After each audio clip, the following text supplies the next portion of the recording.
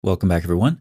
Previously, we've looked at entire stories as well as individual details within Islamic texts that fit very well into the context of a type of Jewish mysticism called Merkavah mysticism. Frequently spelled with a B but pronounced with a V, Merkavah, or throne mysticism, refers to mystical ascents, theoretically to the very throne room of God, hence the name. For a more thorough explanation, see the videos in the description box. But for now, what I'd like to do is review some of this material for context. Surah 27 describes the Queen of Sheba being fooled by Solomon. However, as I describe in the video Quran Mysticism and the Ignorance of Allah, this story is simply an adaptation of the Rabbinic story of the four who entered paradise. The story is contained, among other places, in the Talmud, a well of tradition from which the authors and compilers of the Islamic texts drank deeply. It goes without saying that juxtaposing Solomon with Merkavah mysticism is strikingly anachronistic. Next, a number of hadith I discussed in the video Muhammad the Mystic and the Boy Under the Blanket refer quite clearly to the practice found throughout Merkavah literature of cloaking oneself during a mystical experience. The boy portrayed in these hadith is Jewish, precisely as we would expect. His visions, also not surprisingly, include a throne over water. Recall the water test we just discussed, as well as Surah 11:7. No surprises here.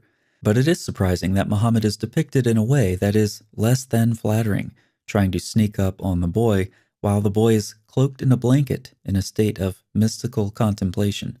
The boy's mother alerts him when she sees Muhammad, at which point he and the boy have a conversation. To further the embarrassment, Muhammad tests the boy's psychic powers by asking him a series of questions. One of those questions concerns what Muhammad is thinking. Curiously, the boy passes the test. Muhammad, apparently quite surprised, is challenged by the boy to testify to his apostleship. Muhammad's response is vague and less than impressive. So far, we've reviewed a couple of things. We've seen a clear repurposing of the water test. We've seen increased mental psychic abilities, a cloaked individual having a revelatory experience. And just to clarify, one function of the cloaking or the covering was to protect the individual from the radiance of supernatural beings encountered on the mystical journey. And finally, we don't have any time to review the mystical background to Surah 20, but that's a very relevant video in this context as well, so I'll just mention it in passing. Again, links are in the description box. Mysticism is therefore an important part of the cognitive environment of some Islamic texts. That's the end of our review. Now, there is some disagreement in the traditional narrative about which Surah Muhammad received first. While many argue for Surah 96, at least some companions asserted that Surah 74 may have formed part of the first revelation. Regardless of which one it was, the same hadith are generally cited as the traditional background to Muhammad's first mystical experience. The hadith in Bukhari is very long, and it's also well known, so we'll just use the summarized version from the Study Quran. The Messenger of God said, "I passed a month at Mount Hira, and when my stay came to an end, I came down. While I was walking, I heard a voice from the sky. I looked up toward the sky, and behold, I saw the same angel who came to me in the cave of Hira, sitting on a stool between the sky and the earth. I was so terrified by him that I fell down on the ground. Then I went to my wife and said, 'Cover me, cover me.' They covered me, and then God revealed." Surah 74, 1-5.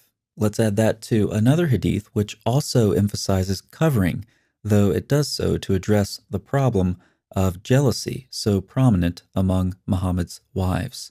"Revelation has never come to me under the blanket of any of you apart from her," namely Aisha. And of course, 2 surahs in the Quran begin by addressing a cloaked messenger. Note that we have an angel, a revelatory experience, and the urgency of being covered. While explanations have been sought individually for each of these details, especially the covering, all of them together fit very neatly into the context of Jewish mysticism. In fact, not only are we able to point to isolated adaptations of Merkavah mysticism in places like Surah 20, where the golden calf moves, or the water test in Surah 27. And not only can we see specific figures like the Jewish mystic that Muhammad attempted to spy on, but the very story of Muhammad's first revelation can coherently be understood against the background of Jewish mysticism. In pre-Islamic rabbinic literature, all of these same details are given in similar stories. Some of these stories are contained in a mystical collection of texts studied intensively by scholars, particularly since David Halperin's work beginning in the 70s. These stories are fluid, indicating to scholars that they were circulated orally for some time. While this story exists in other texts like the Tosefta and the Palestinian Talmud, here's the version preserved in the Babylonian Talmud. It's lengthy, so I'll summarize. A student asked his teacher, Yohanan ben Zakkai, to expound the Merkavah to him. His teacher refused, using a typical response.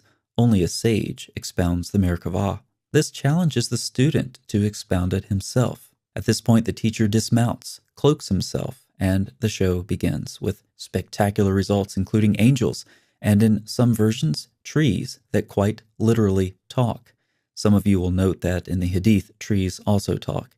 And of course, finally, an angel speaks. The mystical experiences of these rabbis thus have striking parallels in the experiences of the Prophet of Islam himself. Now, let's explore two possibilities. First, the story of Muhammad's revelations in the Hadith are based in whole or in part on fact. In this case, the Prophet of Islam used Jewish mystical techniques to acquire his revelations.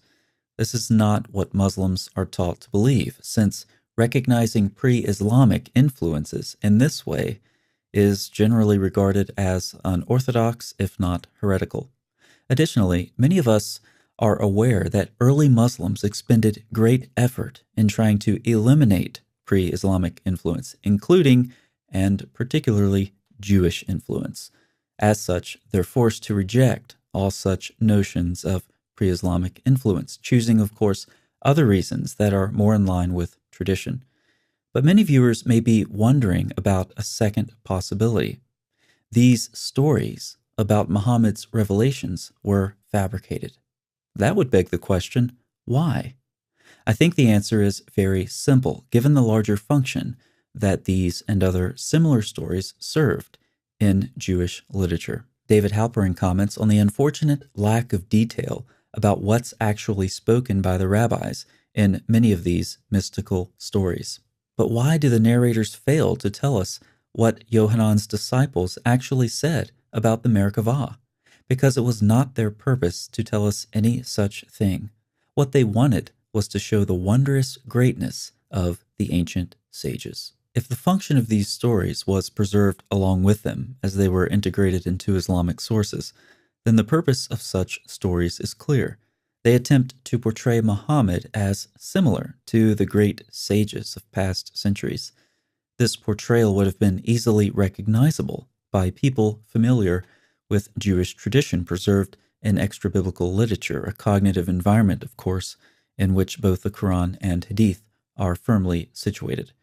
This observation is simple and straightforward. But against the notion of a complete fabrication, recall that the Hadith featuring Muhammad and the Jewish boy mystic are terribly embarrassing.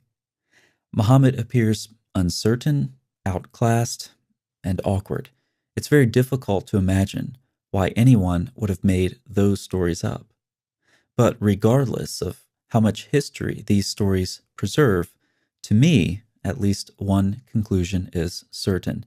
Jewish mysticism forms the context within which we should read these stories of Muhammad's first revelation. Thanks so much for watching. I'll see you next time.